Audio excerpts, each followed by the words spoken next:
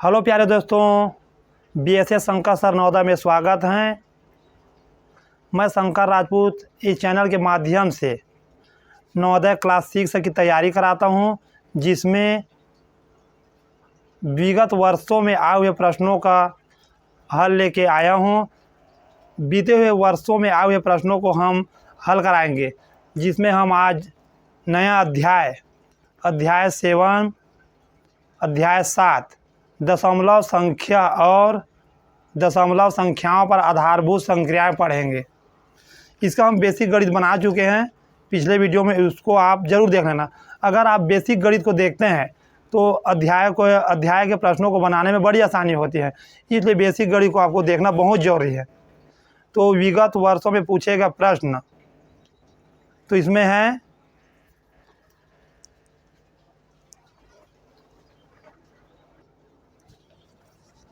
तो चलो अब हम प्रश्न पहला को देखते हैं। तो इसमें है निम्न को भिन्न के रूप में सरल करने पर प्राप्त होता है। इसको भिन्न के रूप में सरल करने पर, भिन्न के रूप में उत्तर लाना ना, इसका बटे के रूप में उत्तर लाना है। तो ये प्रश्न है हमारा, देखते हैं इसमें 2.75 ऋण 1.25 धन 4.75 ऋण 3.80। इस तरह इसमें है।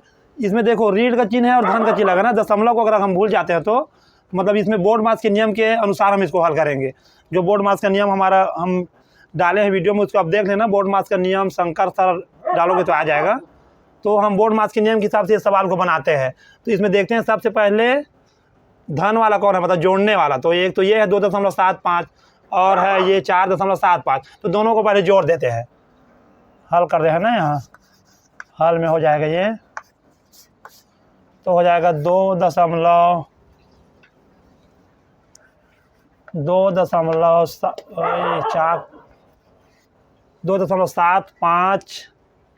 और है 4.75। तो दोनों को जोड़ना है। तो ये आ जाएगा 5 5 10 की 0 हासिल 1, 7 7 14 15 की 5 हासिल 1, 4 2 6 और 1 7। यहाँ दशमलव। अब देखो ये तो जोड़ना वाला हुआ। अब ऋण वालों को भी जोड़ना पड़ता है ना, तभी तो हमको मालूम होगा ना कि हमारा टोटल उधारी कितना है। एक बार उधारी हम 1.25 का लिए, एक बार उधारी 3.80 का लिए, हमको कैसे मालूम होगा कितना उधारी है। तो उसको भी हमको जोड़ना ही पड़ेगा। तो हम इसको भी जोड़ लेते हैं। तो हो जाएगा ऋण 1.25। इसका सरल तरीका है कि हमको ये समझना चाहिए कि हम एक बार उधारी इतना कर लिए हैं, एक बार और उधारी इतना कर लिए हैं। अब हमको टोटल बताना है कि हम कितने रुपए उधारी लिए हैं। तो दोनों को जोड़ेंगे तभी तो पता चलेगा भैया कितना उधारी हुआ है। तो ये हुआ ऋण 3.80। अब देखते हैं कितना हो रहा है उधारी हमारा। 5 की 5, 8 2 10 की 0 और हासिल 1 आ जाएगा, है ना। तो 1 1 2 और 3 5 हो जाएगा। तो देखो इसमें कितना हो रहा है उधारी हमारा 5.05 रुपये का। तो अब इसको हम बताने के लिए क्या करेंगे, यहाँ ऋण का चिन्ह लगाएंगे ना, तभी हमको मालूम होगा कि हमारा इतना उधारी है। अगर हम यहाँ ऋण नहीं लगाते हैं तो क्या होगा, ये जैसे कि 7.50 आए वैसे ये भी हो जाएगा 5.05। तो ये उधारी के रूप में पता चलता है। तो इसको हल करेंगे। तो बोर्ड मास के नियम में क्या है, पहले जोड़ने वाले ही काम किए। तो अब जितना इसमें आया है उसमें इसको घटाएंगे। तो हो जाएगा 7.50 ऋण 5.05। तो हो जाएगा 5 हो जाएगा ना। ये 4 हो जाएगा, हासिल दिया तो ये 4 की 4 हो जाएगा। और ये दशमलव 7 में से 5 गया तो 2। तो ये हमारा आया 2.45 आया उत्तर। लेकिन हमको इसे भिन्न के रूप में बदलना है ना। भिन्न के रूप में पूछा है प्रश्न, ये तो अभी 2 दशमलव के रूप में है, तो इसको हमको भिन्न के रूप में बदलना है। ठीक है, पहले जोड़ने वाले का हम काम करेंगे, अब इसको भी घटाने वालों को भी जोड़ेंगे। लेकिन बोर्ड मास के नियम में उसके बाद में घटाने वाला काम करना है। तो इसका उत्तर जो आया धन वाले का और ऋण वाले का, तो दोनों को घटाए हैं तो आया इतना आया। तब इसको अगर दशमलव में देता तो यही उत्तर था ना, लेकिन हमको भिन्न के में पूछा था। इसको हम इसका दशमलव हटा देते हैं। तो इसके दशमलव की जगह में 1 हो जाएगा। कितना अंक है, 1 अंक 2 अंक, तो 2 0 हो जाएगा। इस तरह होता है। अब इसका दशमलव हट गए। एक बार इसको और लिख देते हैं जो हुआ है। तो 245/100। अब क्या इतना बड़ा तो उत्तर नहीं है ऑप्शन में, तो इसको हम कटाएंगे, पहले छोटा करेंगे। तो 5 के पर हम ये भी कटेगा, 5 के पर हम ये भी कटेगा। लास्ट हमको देखने से पता चल जाता है। 5 4 9 2 11, 3 के पर हम नहीं कटेगा। 3 के पर हम तो ये करते ही नहीं, सीधा 5 में कटेगा। तो 5 4 20 और यहाँ भी 4 आया, 5 9 45। 5 चौक 20 और 4 तो 5 ने 45, ये 5 दूनी 10 और 5 शून्य शून्य। अब किस में कटेगा? अब ये कट जाएगा, 5 में तो नहीं कटेगा ना, अब ये कटेगा नहीं कटेगा, सीधा इसको कटा देते हैं। तो यह है 49/2, 20 है तो कितने बार में जाएगा? 20 या 60 हो जाएगा, 20 दूनी 40 हो जाएगा, 20 दूनी 40 और ऊपर में 9 बचेगा, नीचे में फिर 20 बचेगा। आया क्या इसका उत्तर? हाँ आया, पहले ही में आया है। तो इसका उत्तर हो जाएगा 2 सही 9/20 हो जाएगा ये। ठीक है, सही बटा में दिया ना उत्तर। देख इसका 3 उत्तर निकला समझो, एक तो यहाँ निकल गए थे 2.45, अब ये नहीं निकला तो इसको हम अगर दशमलव हटाया तो ये निकल गया था, लेकिन ये भी ऑप्शन में नहीं है, इसको हम कटा के छोटा किए हैं तो ये भी नहीं है, तो इसका उत्तर सही बटा में है। इस तरह इसका उत्तर यही हो जाएगा। तो अगला प्रश्न है दूसरा, यदि 23,200 भाग 145 बराबर 160 तो 23.2 भाग 1.45 बराबर हैं। इसको भाग करना है, इसमें भाग करके बताया है ना। देखो 23,200 को जब भाग किया तो 145 से तो कितना उत्तर आया उसका? 160 आया है। ठीक है, ये सिंपल है, इसमें दशमलव नहीं है। तो ये बोला है कि अगर हम 23.2 को भाग करते हैं 1.45 से तो इसका उत्तर क्या आएगा पूछ रहा है। ठीक है, तो इसको हम हल करके देखते हैं इसका उत्तर क्या आता है। तो ये हो जाएगा आपका 23.2, भाग का मतलब बटा होता है तो बटा में कर देते हैं इसको, ये हो जाएगा 1.45। आपको जानना जरूरी है ना कि भाग का मतलब बटा होता है। तो अब देखो, अब दशमलव हटाएंगे तो नीचे का दशमलव ऊपर भी हटेगा, तो यहाँ पर दशमलव है तो यहाँ पहले हम गुणा करके यहाँ 1 लिख लेते हैं। अब कितना अंक है? 1 अंक 2 अंक, तो यहाँ 2 जीरो लिखेंगे। वैसे अब ऊपर का दशमलव नीचे में हटाएंगे, इससे दशमलव हट गया ना, यहाँ कुछ नहीं है समझो। तो अब ऊपर का नीचे में हटाएंगे तो नीचे में गुणा करेंगे और दशमलव की जगह में 1 करेंगे तो 1 हो गया, और 1 अंक है तो 1 जीरो करेंगे।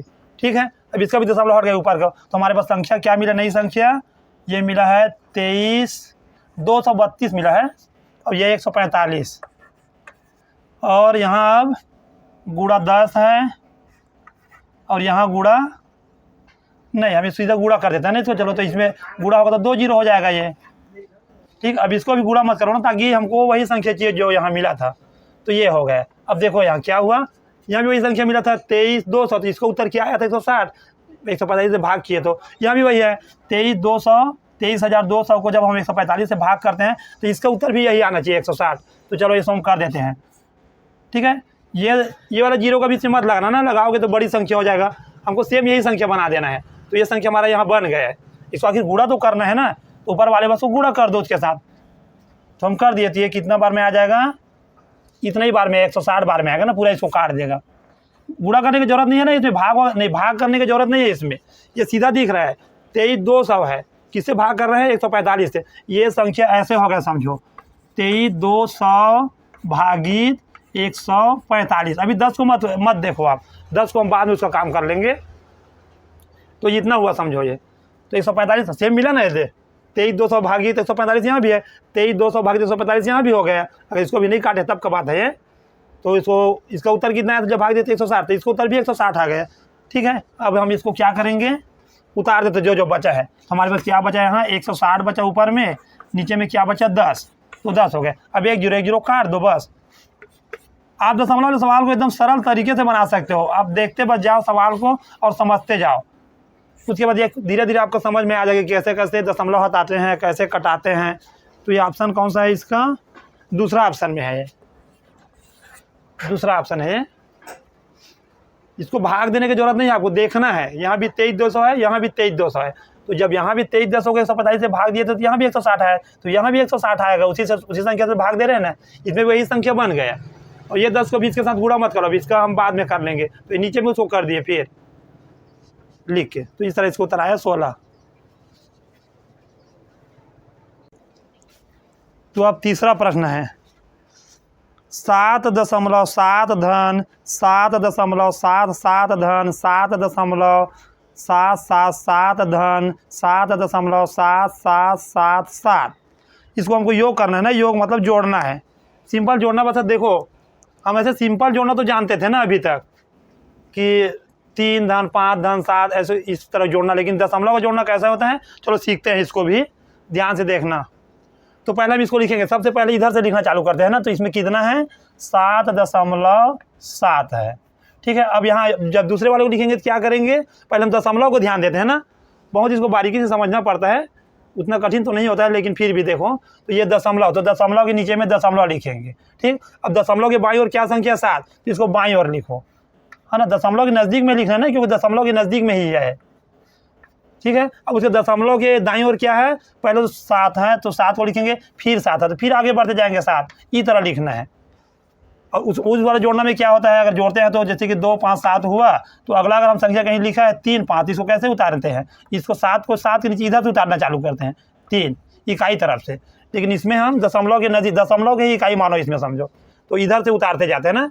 जब दशमलव के बाद तो संख्या को आपको उतारना है योग करने के लिए, तो दशमलव को ही आप दशमलव के नज़दीक वाले को ही इकाई मानेंगे। जैसे कि इकाई हुआ दहाई, सैकड़ा, ऐसे जैसे 10वें 100वें 1000वें ऐसे पढ़ते हैं, लेकिन मैं आपको बता रहा हूँ कि सरल तरीका से समझने का तरीका। तो ये हुआ, अब हो गया। अभी तीसरा वाले को कैसे उतारेंगे, फिर उसको दशमलव को उतारो उस सीध में ना, सीध में। तो ये हो गया यहाँ बाईं ओर 7 और इधर दाईं ओर 7 7 7 हो जाएगा। अब ये चौथा वाला बचा है, इसमें दशमलव के नीचे में दशमलव उतारो, फिर ये हो जाएगा 7 हो गया बाईं ओर, और दाईं ओर हो जाएगा 7 7 7 और 7, इस तरह हो गया पूरा। अब इसको हम क्या करेंगे, एक लकीर मार देते हैं, फिर इसको जोड़ेंगे, जोड़ना का चिन्ह लगाते हैं, क्योंकि योग करने के लिए बोला है, जोड़ देंगे। अब देखो इधर खाली दिख रहा है तो थोड़ा समझ में नहीं आ रहा है, तो इसमें खाली जगह में 0 आप डाल सकते हो, इससे कोई प्रभाव नहीं पड़ता है ना। दशमलव वाले सवाल में आप 0 डाल सकते हो। तो ये हो गया आपका। अब सीध में दिखने लगा, इसके सीध उसके सीध, तब जोड़ दो, तो ये 7 की 7 हो जाएगा, और ये 7 7 14 की 4 हो जाएगा, हासिल 1 आ जाएगा। देखो सरल है जोड़ने का तरीका, 7 का पहाड़ा तो है, 7 एकम 7 7 दूनी 14 7 के 21 21 और 1 22 22 की 2 हासिल फिर 2 आया। अब इसमें देखो 7 एकम 7 7 दूनी 14 7 21 7 चौका 28 और 2 हासिल था 30, 30 की 0 हो जाएगा, दशमलव दशमलव लगा दो, हासिल 3 आ जाएगा। यहाँ भी देखो 7 एकम 7 7 दूनी 14 7 21 7 चौका 28 28 और 3 31, तो इस तरह इसका उत्तर आ जाएगा 31.0247। दशमलव में उत्तर आया है ना इसका, योग बस करने के लिए बोला था। कौन सा ऑप्शन में है, 31.0247, ठीक है, चौथा ऑप्शन में है ना, ये चौथा ऑप्शन में है। इस तरह योग करेंगे, बस दशमलव को आपको ध्यान देना है। सभी जितने अंक उतारोगे उसके दशमलव से स्टार्ट करते हैं। तो इस दशमलव के बाईं ओर की संख्या को दशमलव बाईं ओर लिखो, जो दाईं ओर है उसे दाईं ओर लिखो।